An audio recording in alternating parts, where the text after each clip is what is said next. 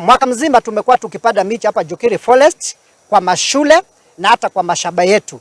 Target yetu ya kila mwaka ni 200,000 seedlings. So far so good, tumeweza kupanda miche more than 150,000 seedlings ambazo make sure ni kuzikuza. Kweli ni kweli.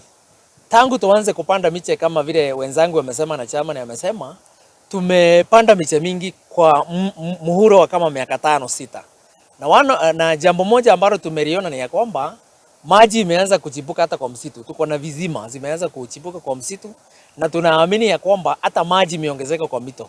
Kwa hivyo sisi tunapopanda miche, tunapanda kwa ustaarabu tukiongozwa na Kenya Forest Service ambao wanatupeanga technical advice. Tukishapanda lazima to make sure that scouts wa Kambudunda na wa CFA wanakuja kuangalia kama ile miche inaendelea vizuri. Imeanza kuongezeka na tunaamini miaka 10-20 ijayo mito yetu itaongezeka maji, vizima zitarudi zile za chini, water tables, na tena mazao, maana tukipata oksijeni mzuri magonjwa itaenda chini na tutaanza kupata mazao ambayo inatosheleza ya mashamba. Nani hii mambo ya upanzi wa miche, tungetaka kuelezea kwamba kwanza wanajikosea wenyewe, kama vile mazingira haikusamehei.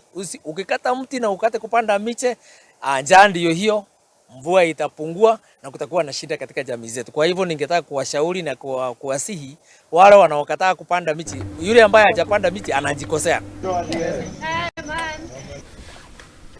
Wethe kira maria maturiceirie ni